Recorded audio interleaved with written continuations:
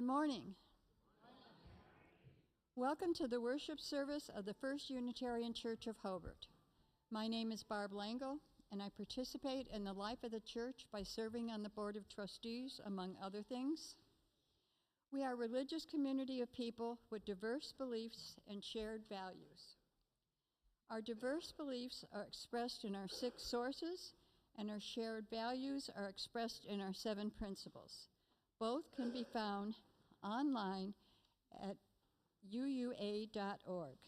Together, we strive to grow spiritually, build community, and live our values in the world. I have a few announcements, some from Michelle. Our annual congregational meeting will be held June 2nd after a brief coffee hour. We ask that all voting members plan on attending. The new hospitality kitchen detail sign-up sheet will be in the parish hall today. Please consider signing up so that Roz can attend more services.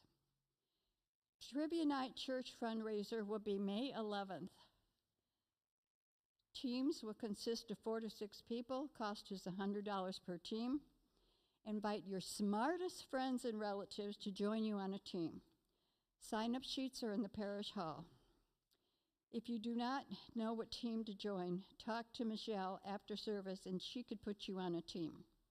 Most of the questions are multiple choice or 50-50 answers, so you do not have to be good at trivia to play, thank goodness. Come relax, have some fun with fellow congregants on Saturday. Also, Michelle tried to make it shorter than originally advertised due to some of the participants being here all day Saturday, which reminds me, we have Friday and Saturday our plant sale. If anybody has any plants at home they want to bring in this week, Thursday or, all day Thursday or Friday morning or even Saturday morning, we really appreciate it.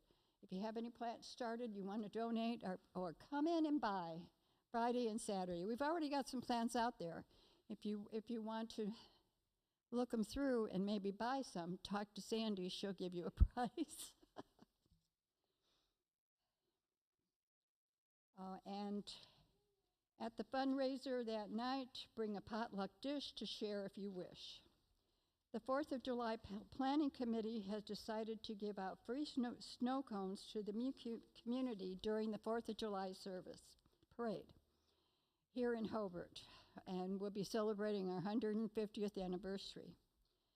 We are also looking into having a golf cart in the parade, along with some walkers, to hand out candy and hold some banners. If you would like to volunteer to help, please let Michelle, Tracy, or Joey know. Also, Mandy's Flowers in Crown Point generously donated a lot of the flowers you see today for our Beltane service. So please consider utilizing them in your future needs for floral. It's in the Crown Point area.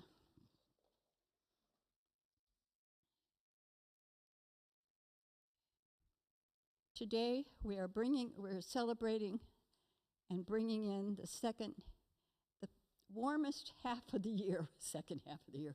It is the second half of the year, but that's the warmest part of the year.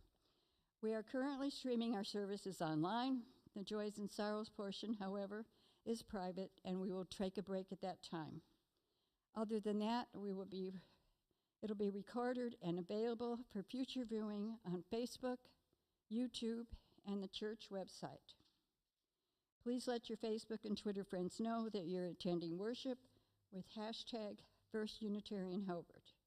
Now please silence your devices. Take a deep breath and another.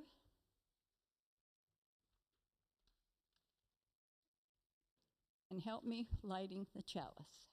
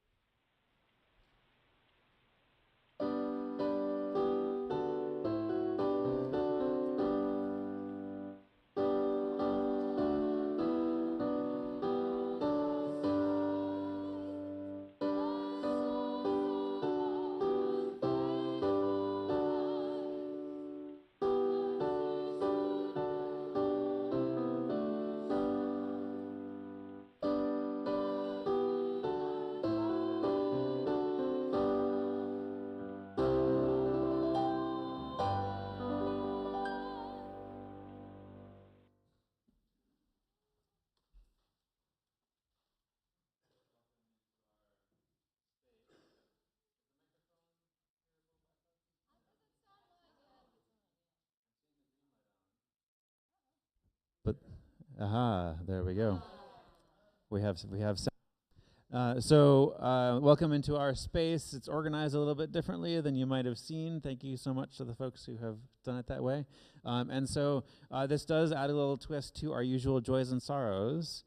In the usual way we do joys and sorrows, everybody's kind of facing the same way, and can be sometimes a little extra amount of intimacy in looking in the faces of folks who might share something. So if you find that a little bit scary, that's totally okay. You're welcome to go with leaning into some discomfort and sharing something anyway. You're welcome to just hold it within yourself and trust that we will also hold it with you, whatever it is that you're carrying. But just wanted to name the different setup here has a little bit of a different dynamic, and just to have us be aware of that. In this opportunity to share what's been on our hearts, in our souls, and our minds over this past week, or months, or years, I hope that you will lean into having us hold these things together. So does anybody have a joy or a sorrow to share?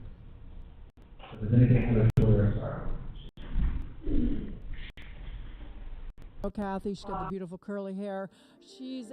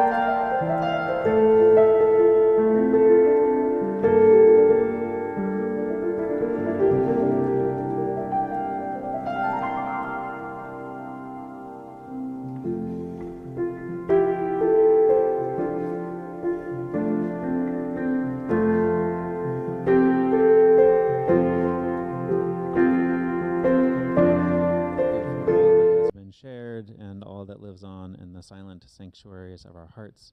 May we continue to weave the fabric of this community into ever more beautiful patterns.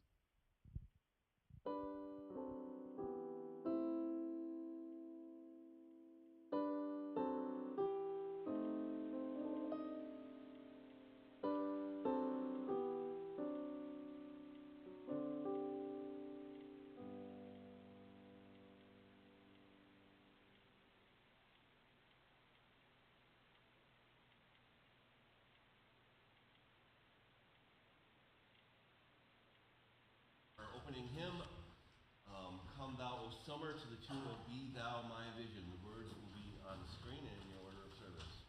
Please rise as you are able.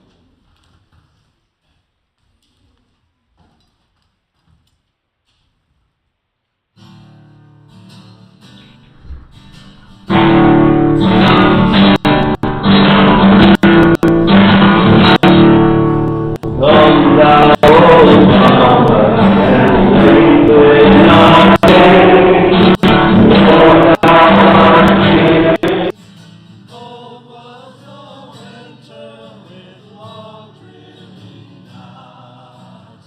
Open our senses to all your delights. Green grow the woodlands, the hawthorns in bloom. Lilacs amaze us with luscious perfume. Apple and pear tree and cherry and all flaunted their blossoms and then let them fall. Young loves and old ones are coming alive. Sat in the greenwood of worthy sight. Juices rejoice in both human and bee. Praise to all nature on this May feast.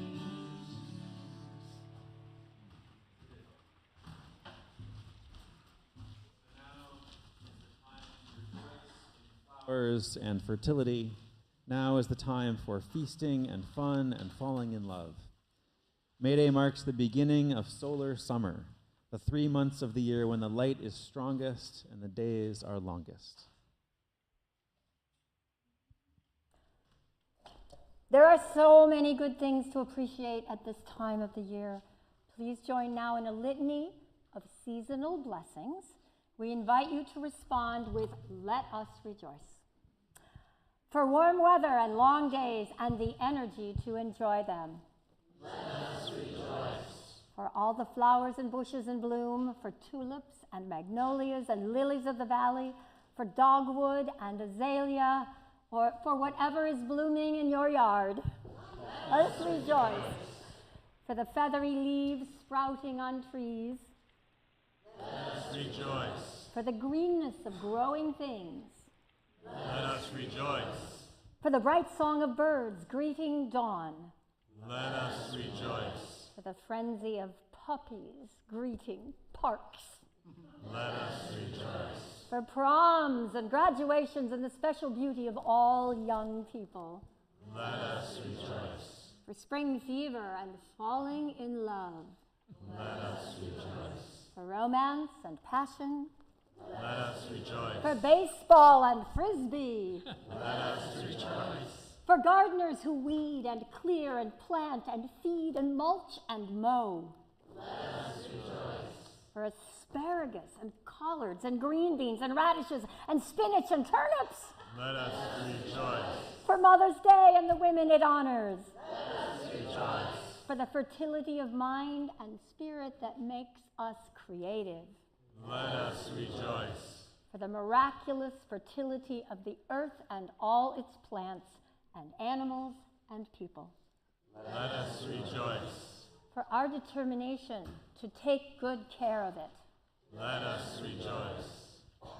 But perhaps nothing has been celebrated in song and poetry more than love, especially this time of year.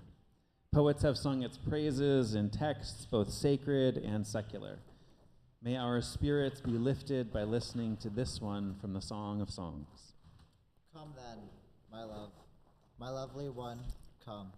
For see, the winter is past, the rains are over and gone. The flowers appear on the earth, the season of glad songs has come. The cooing of the turtle dove is heard in our land. The fig tree is forming its first figs, and the blossoming vines give out their fragrance. Come then, my love, my lovely one, come.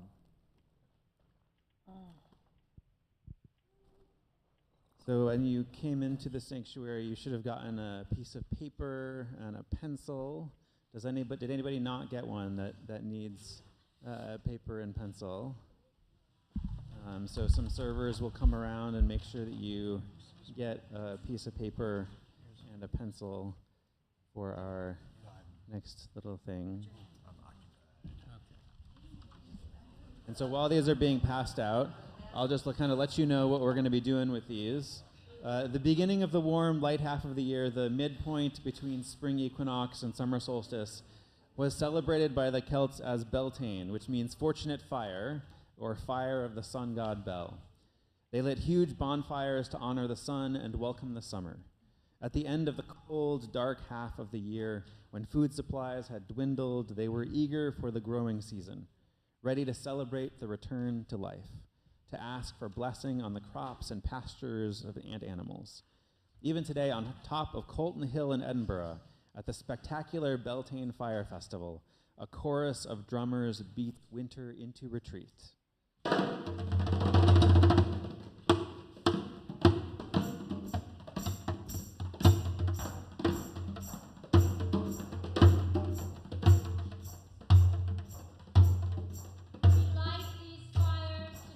The wheel of the seasons, to welcome the warm, light half of the year, to give thanks for the renewal of life.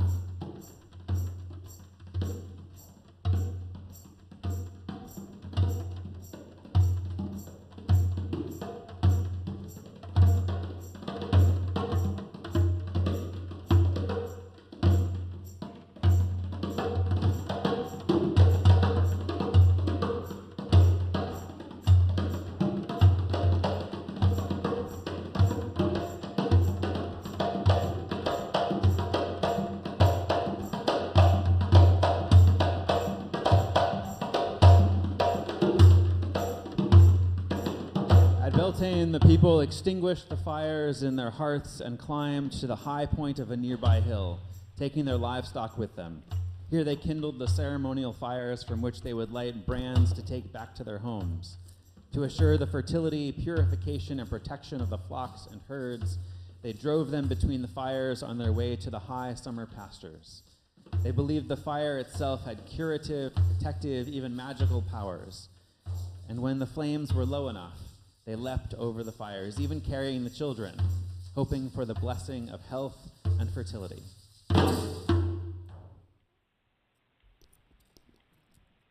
Early celebrants of Beltane offered a sacrifice of a ceremonial oat cake called bannock to assure a fruitful growing season. Perhaps it is always thus. Growth requires sacrifice. What are we willing to sacrifice in order to grow? In spirit, in mind, in physical health. What are we willing to give up for the well-being of the world community? What did those who have gone before sacrifice for our growth? Let us meditate silently for a moment.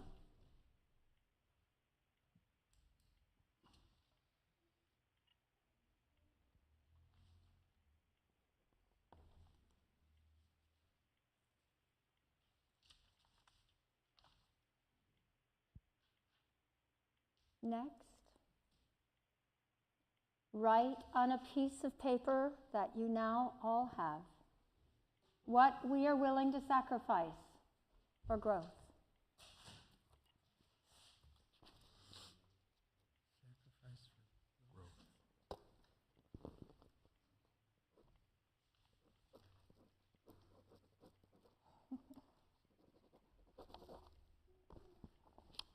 Fold up the paper. When the music begins again, we will offer our papers. There we are. We will offer these to the Beltane fire. What? Roll it up. Roll it up, she says. It helps to roll it up like a cigarette. It burns faster. Well, that was... Some of us remember how to do that. Oh, no? I thought it floated. We have a fire extinguisher. Okay. And so that's what you're going to do. So we'll take a moment of silence for you all to consider, and if you haven't written something down yet, to write something down yet, and then once the music starts up, then we will start moving towards the flame for you to be able to do the same. You want to recap, Maggie, what we're writing down on the paper? Yes, we're writing down on the piece of paper, what are you willing to sacrifice for growth? Spiritual, physical, emotional health.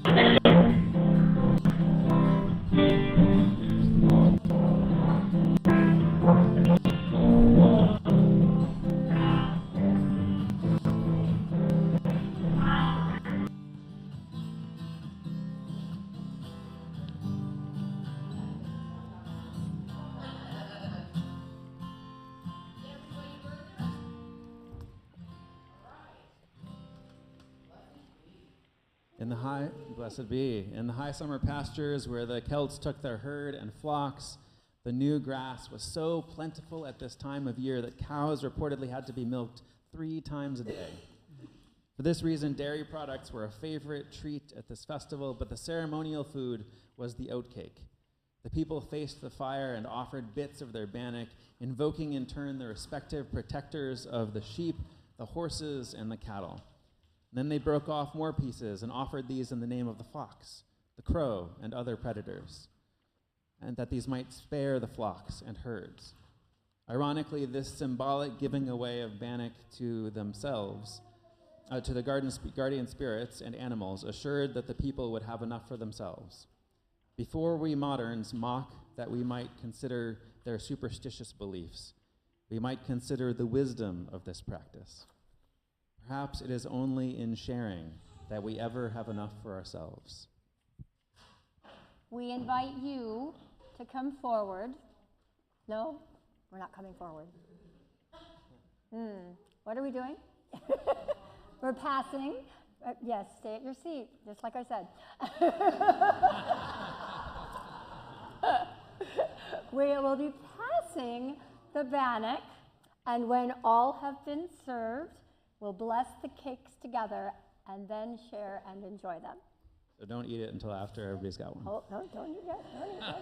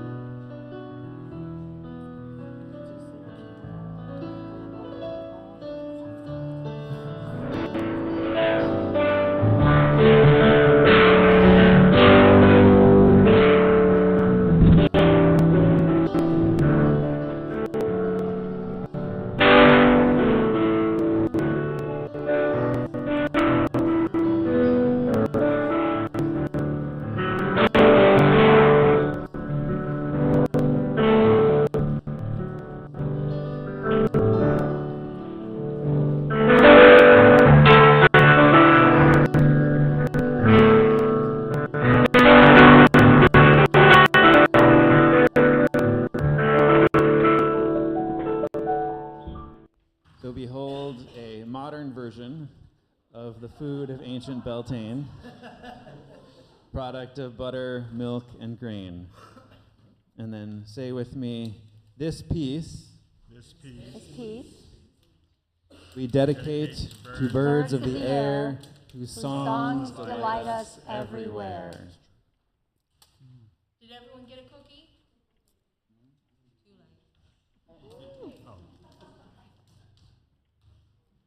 Behold the food of ancient Beltane, the product of butter, milk, and grain.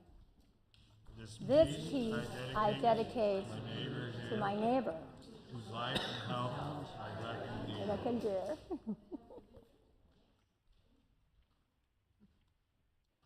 Behold the food of ancient Beltane, the product of butter, milk, and grain. Upon the spirit of life we call, may we by sharing have enough for our all. So if you'd like to scarf down the rest of the cookie or savor it a little bit, we'll be going into some song to a familiar tune but with some different lyrics. So watch the screen or your order of service for those.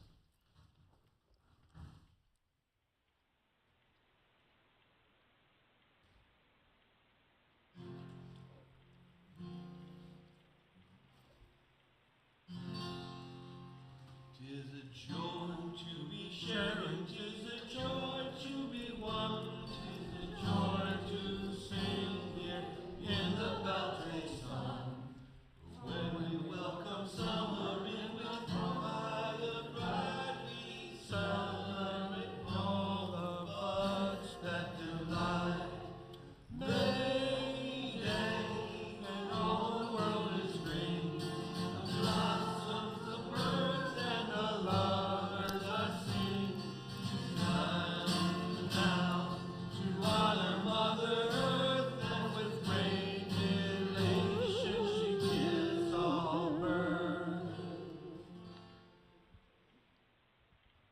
according to the Welsh, at Beltane, two mighty mythological figures, Gwynapnad and Gwythrol Gwaedel, engage in mortal combat for the loveliest maiden of the land. This represents the yearly struggle between the god of summer, light and life, and the god of winter, darkness and death. The maiden symbolizes the fertility goddess or the earth itself. A more familiar version of this conflict is that of King Arthur and the young Sir Lancelot for the love of Guinevere, who is the goddess of childbirth, fertility, in Welsh mythology.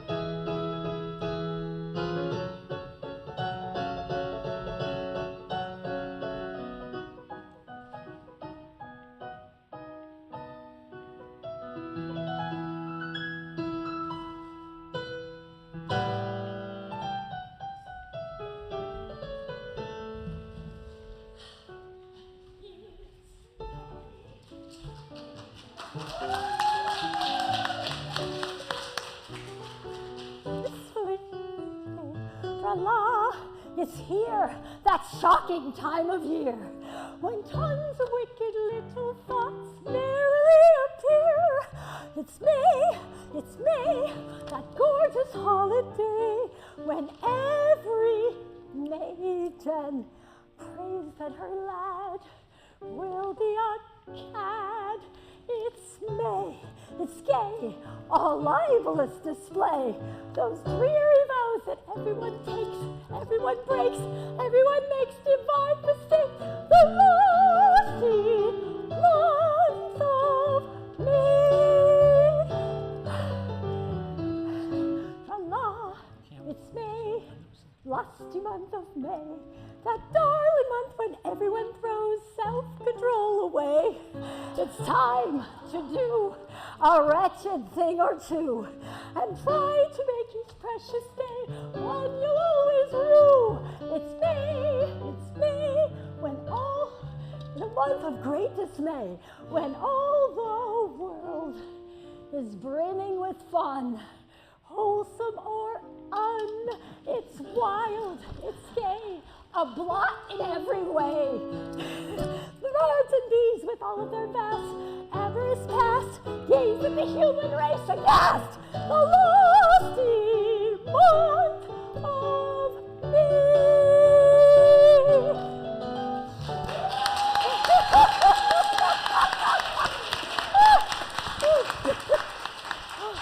That was nice. You'll be here all week. On May Day in England, young people of the village enjoyed bringing in the May. They went early to the woods, or sometimes even spent the night there, and gathered greenery, especially boughs of the May bush, the flowering hawthorn. They decorated houses with it and made May baskets of flowers for loved ones.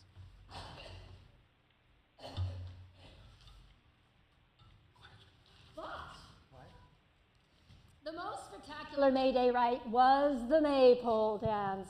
Widely popular in Europe by the late Middle Ages, the maypole, usually a stripped birch or fir tree, was covered with flowers and drawn by decorated oxen, with all the townsfolk following to the village square.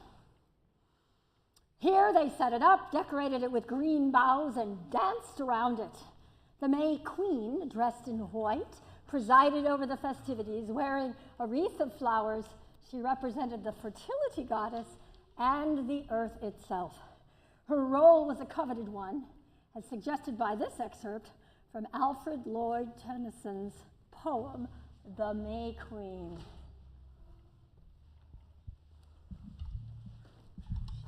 You must wake and call me early, mother dear. Tomorrow will be the happiest time of all the glad new year. Of all the glad new year, mother, the maddest, merriest day. For I'm to be queen of May, mother, I'm to be queen of the May.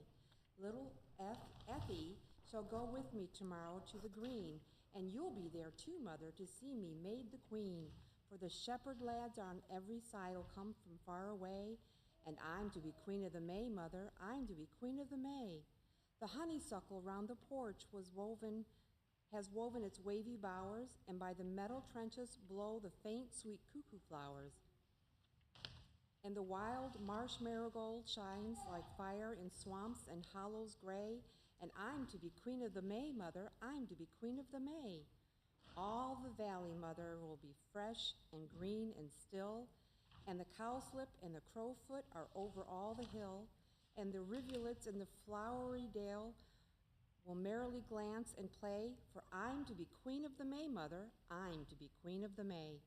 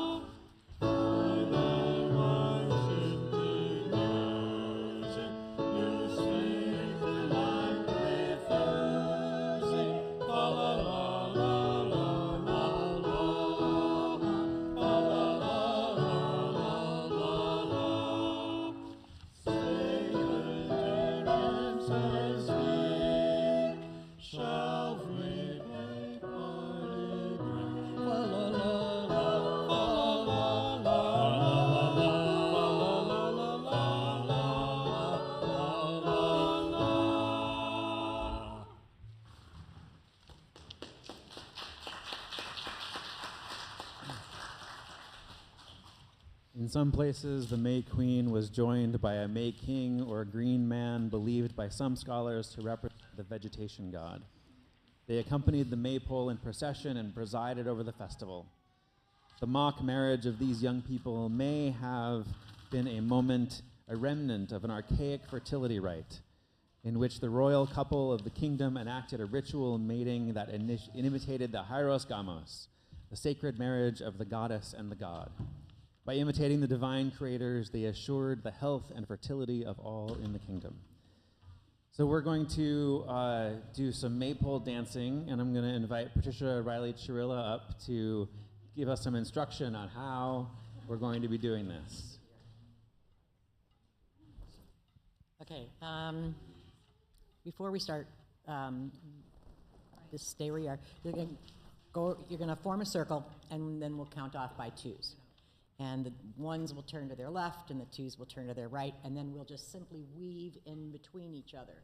When you're on the inside of the circle, you'll have your ribbon down, and when you're on the outside, you'll lift it up so people can pass through more easily. And like I said last night, there's an old saying, keep your friends close and your enemies closer. When you're weaving the maypole, you want to keep your friends close and your elbows closer.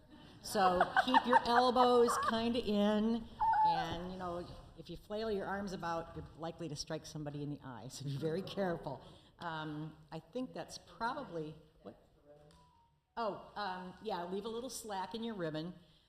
It helps sometimes to hold it in your outside hand, and the hand that's closest to the maypole, just kind of leave a circle so that you can regulate it, but this hand will keep the length of it so other people don't trip on it.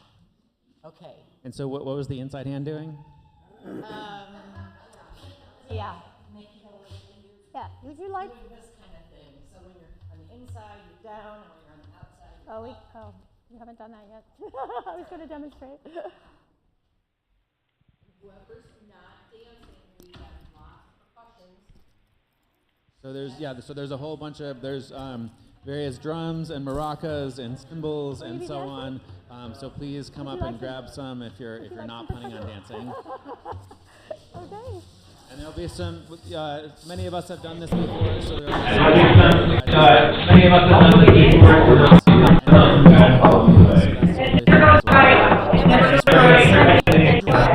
before, also, down right, rock out, they get tired, run out of ribbon, work down between yourselves, it's going to go up. So do we have some dancers to start off the...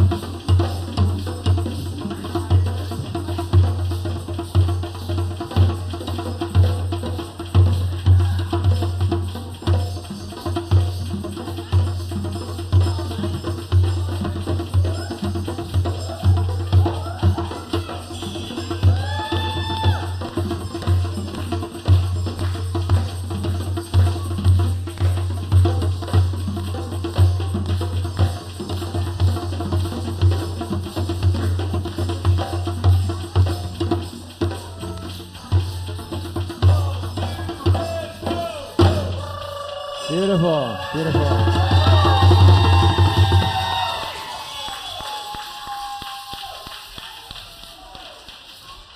Thank you so much to our drummers and our dancers. Dancers can take their seats. We have more ribbon than we could possibly wind around the pole, but you can see the fruits of our dancing and our music making, along with the maypole. The maypole is just one particular May Day celebration.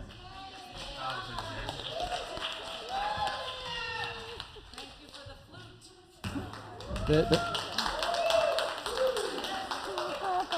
maypole is just one particular May Day celebration, but there are May Day celebrations around the world.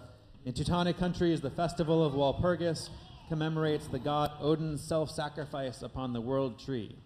His death throws the world into darkness and chaos, but when the great bonfires are set ablaze, light and order return to the world.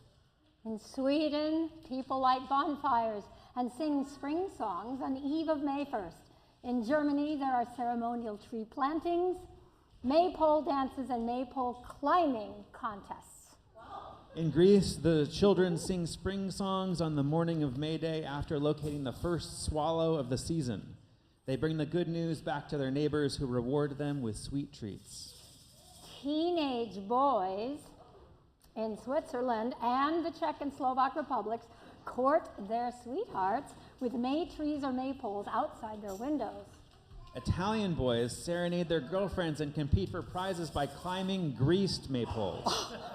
Bulgarians celebrate the Feast of St. George, who may be a legendary reincarnation of a god of nature and vegetation who was believed to bring in summer. In the United States, while there is no formal observation of May Day, proms and flower marts celebrate love and new life. And of course, Mother's Day is a joyful, if dignified, celebration of fertility. For Hawaiians, May Day is Lei Day. Colorful blossoms abound. They dance the hula, sing and play, and cheer the royalty crowned. For Wiccans, Beltane is the beginning of summer, a festival of renewal, creativity, and sexual passion, when the horned god impregnates the earth goddess. In India, Buddha's birthday is celebrated the first week of May, a month named for his mother, Maya. In Sri Lanka, Buddha's birthday is celebrated on the day of the full moon in May. There are prayers and processions, singing and offerings of flowers at temples, as well as secular entertainments. The Japanese celebrate the Aoi Matsuri, or Hollyhock Festival, in mid-May. People dressed in period costumes, together with their farm animals, process to shrines for the performance of sacred rituals that are over 2,000 years old. Isn't it amazing and yet reassuring that people around the globe, whatever their culture, find a way to welcome the warm, growing season? Let us end our ritual this morning by celebrating its arrival in song. I invite you to rise in body or spirit and join in singing a song to the tune of De Coloris with the words up on the screen over there. Welcome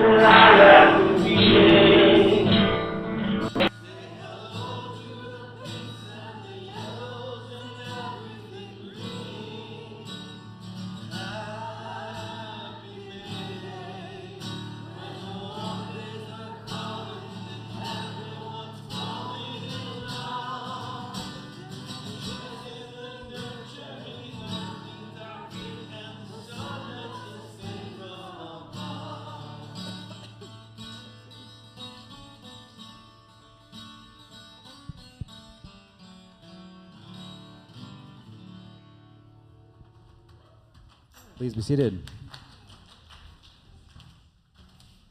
Before we start the offering, I'd like Cheryl wants to say a few words. Hi, I'm Cheryl Powell, and I just am overwhelmed with the crowd that we have today. There's so many people here, new faces and old faces, and I want to thank so much the musicians and all of you that drummed and participated in all kinds of music. And I definitely want to thank the tech team. They've done a wonderful job. Ashley, James, Tracy, all of them have just put this all together for you and just to celebrate this wonderful event. Thank you all for coming.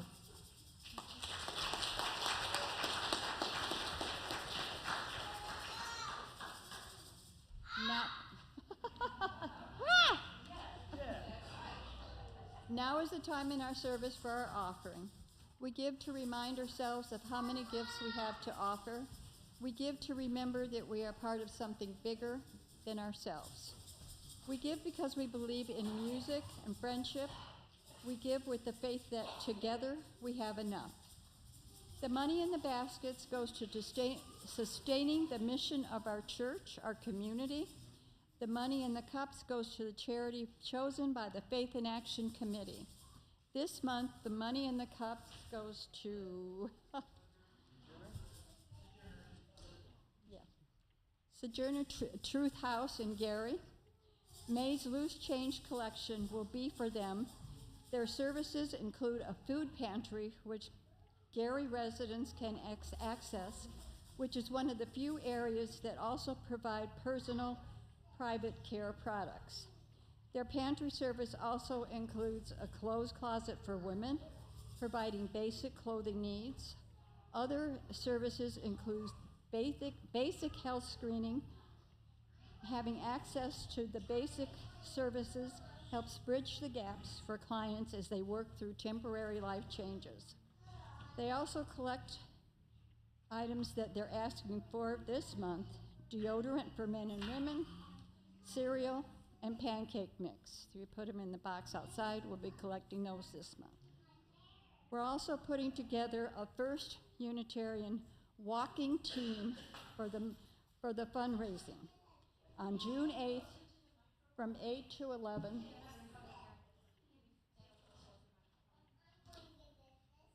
They're also putting together a First Unitarian walking team for their fundraising on June 8th from 8 to 11. Please let Marianne or Cindy know if you'd like to join the walking team. Thank you. Now could I have 4 people to help?